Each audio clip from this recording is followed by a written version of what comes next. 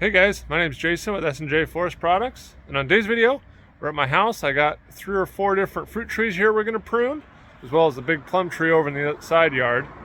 So I got my dad here helping me. We'll get these things all pruned up and see how they look. And a little closer look here, I've got an apple. That one's a pear. Another apple. And another pear. I got to be careful not to film through the neighbor's windows here, but we'll get my dad, who's kind of the fruit tree pruning expert, and we'll see how he whacks these things up. It's December, so the winter time is a good time to prune these. And my whole goal is I don't want to have to get in a ladder to pick fruit. So we're going to keep them all under 8 foot. But take out a bunch of the wood, and we're going to focus on fruit-bearing wood and make them as productive as they can be. So the whole thing about these homeowner trees is usually you want to be able to prune them so that you can reach the fruit without actually having to get on a ladder. Kids can do it.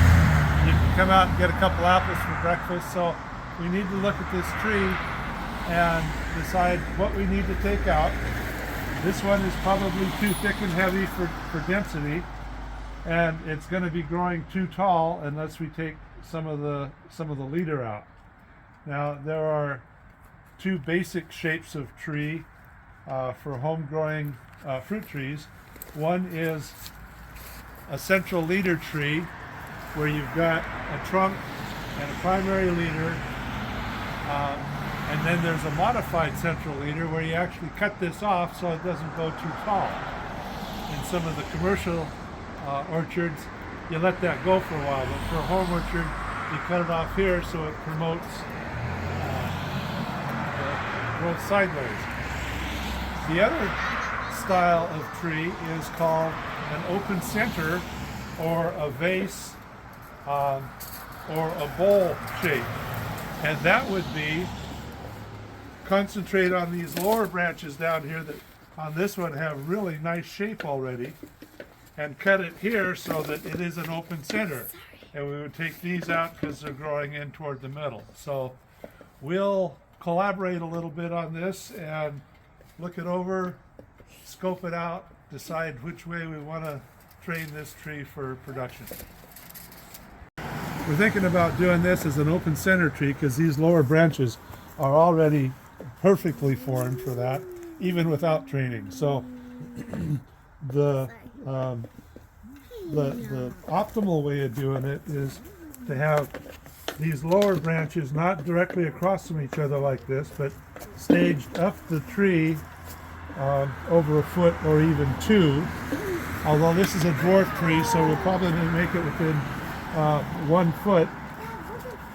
And around the circumference of the tree, kind of like spokes on a wheel. So I think what we're going to do is we're going to come down here and figure out if we want to keep this one. This is a fairly narrow crotch angle, which is not good on a larger tree, but probably will be fine for a home style semi-dwarf tree. A wider crotch angle like this is stronger, so it'll survive ice loads or heavy fruit loads.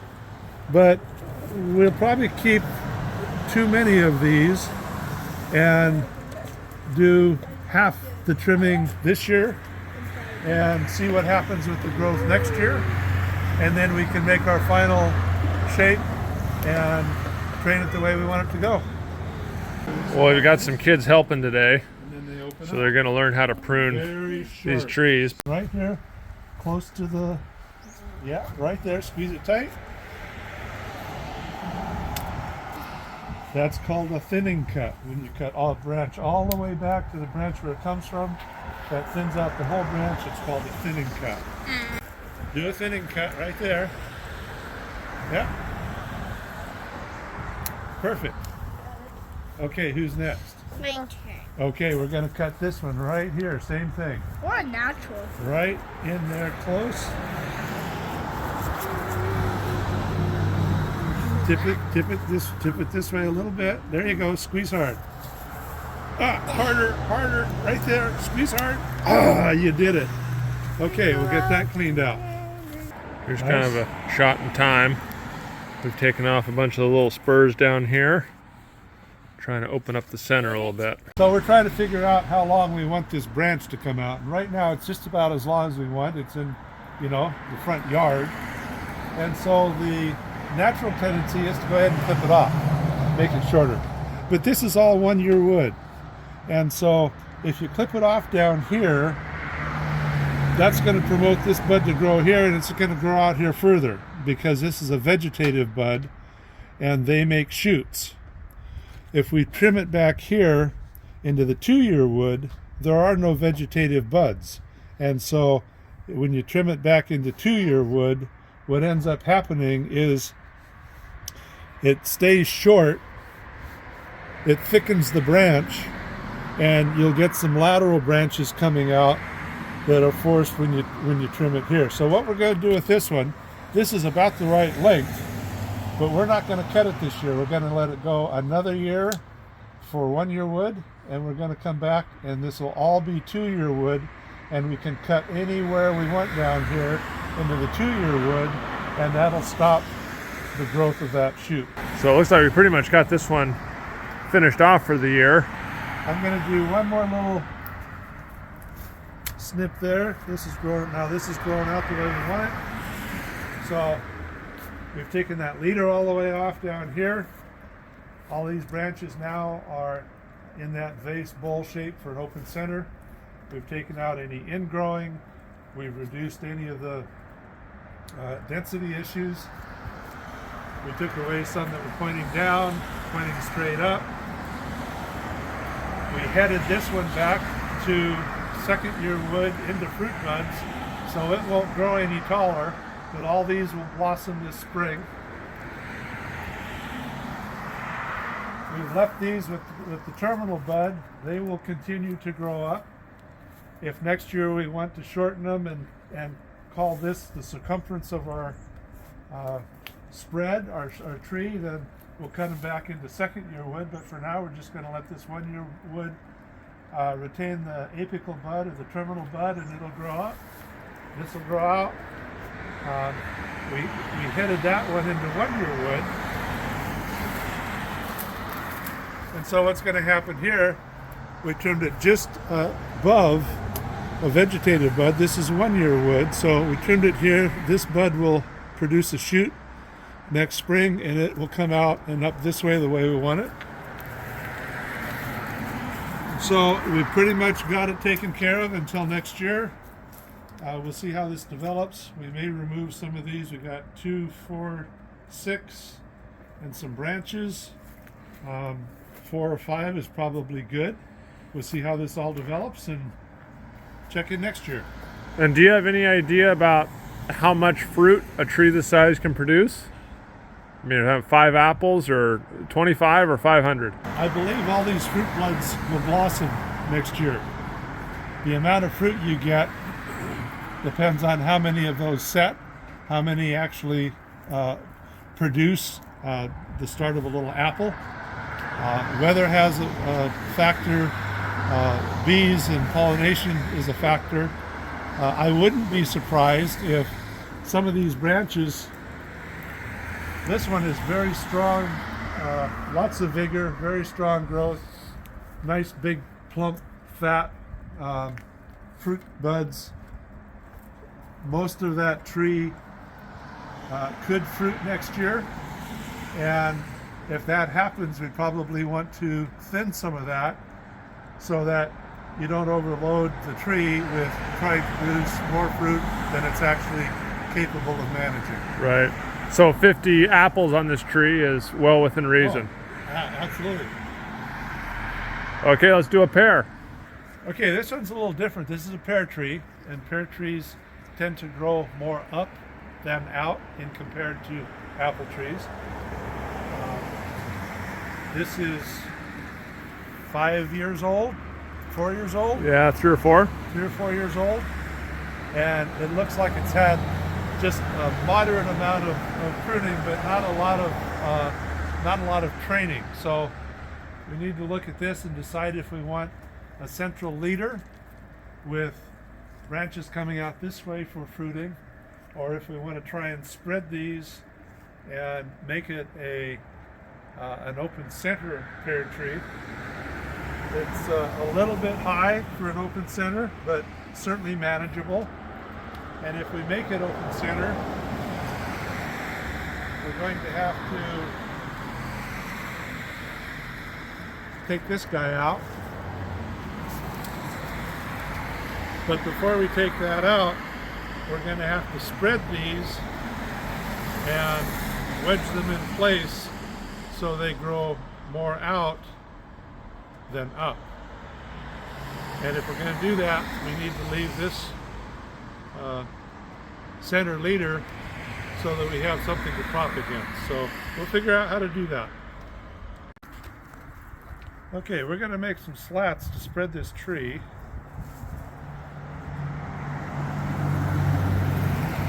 You kind of want to get it to wedge up against something, and we're gonna tie it.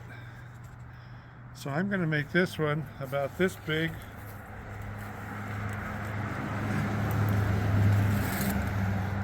Small little handy sawzall, also perfect for pruning branches up on a ladder.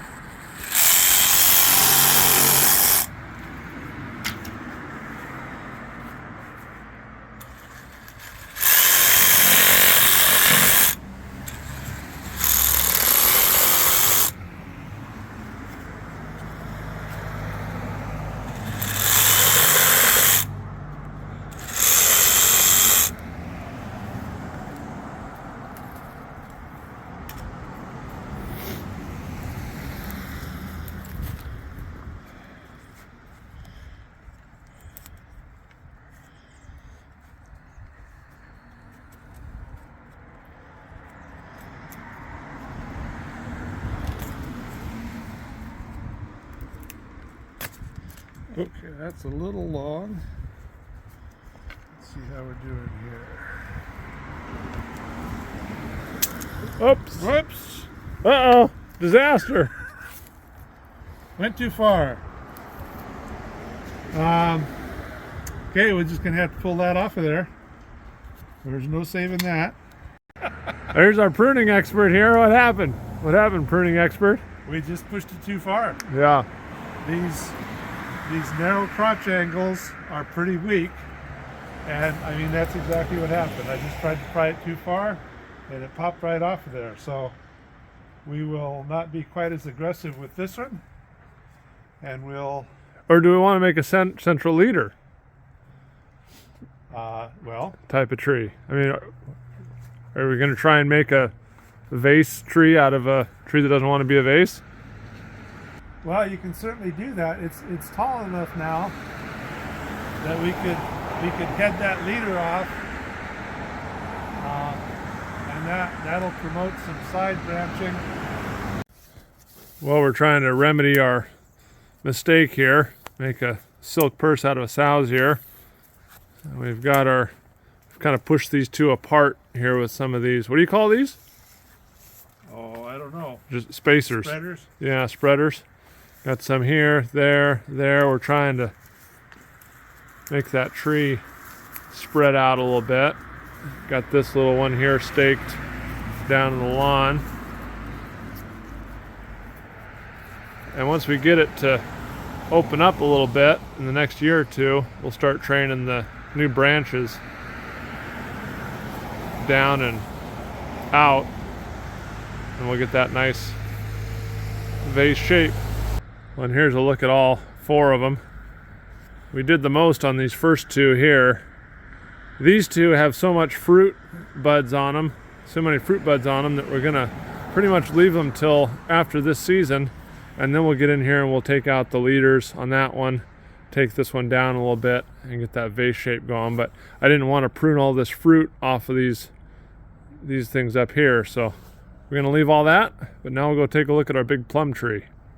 Well, we're looking at this plum tree here.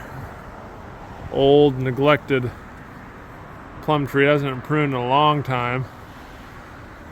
It still bears pretty good plums, but it needs a lot of help. Let's see, how can I get you a view of this thing here?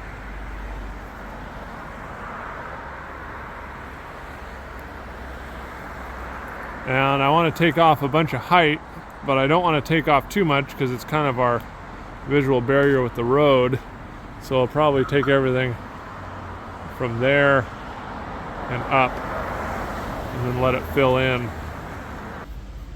Well, this is one of those neglected trees that it looks like from the vertical, what were originally probably water sprouts, the original water sprouts. It's probably 8 or 10 years since it's been pruned. Once we trim those off, we'll count them and we'll actually figure it out. But what we want to do in restoration pruning is restore light and air, sunlight to all areas of the canopy where you want to have fruit, and airflow so that the air flows through, dries out the water, prevents the disease and fungus, and with those two, you really promote the best health in an old tree like this. We're going to take out some dead wood. We'll open up for light and air. It will be much more productive for fruit, and we can make it aesthetically pleasing. We can shape it within some bounds so that, you know, it's in the guy's backyard. It needs to look pretty. Well, the very first thing we're going to do is we've identified some dead wood here. This branch is all dead. This branch up here is all dead. There's some disease going on here. I think that's called the witch's broom. So we'll take that stuff out first and have a look at what we got. So how far down, how close do I get? Just like above the collar? I guess you can always take more, but you can't put it back on. So. Sure.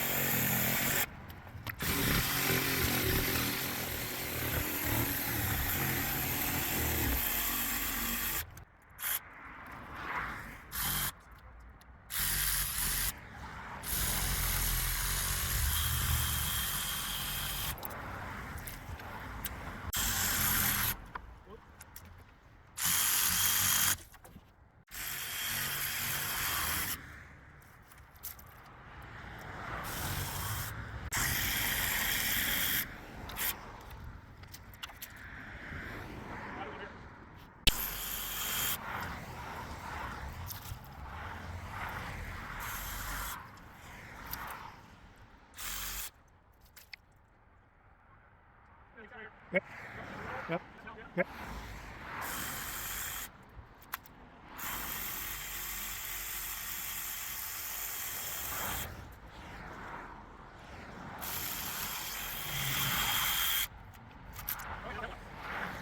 Well, we've taken a significant amount of the height out of it. It's hard to tell against the oak tree in the background, but taken a lot of the height out. I've opened up the center. All the dead wood's gone. And now we're just going to kind of shape what we have left so we can promote some of that lateral growth and open it up, and we don't want anything growing back into the middle. And there's some stuff down here we'll take those out and then let it fill in the next couple of years. And here we are, all finished. It's opened up in the center, a lot of light and air in there. Here's our pile of wood we took out of there. And hopefully in the next couple of years that'll grow up again and start bearing a bunch more fruit for us. So there's a little tutorial on how to prune fruit trees. Thanks for watching, and we'll see you on the next video.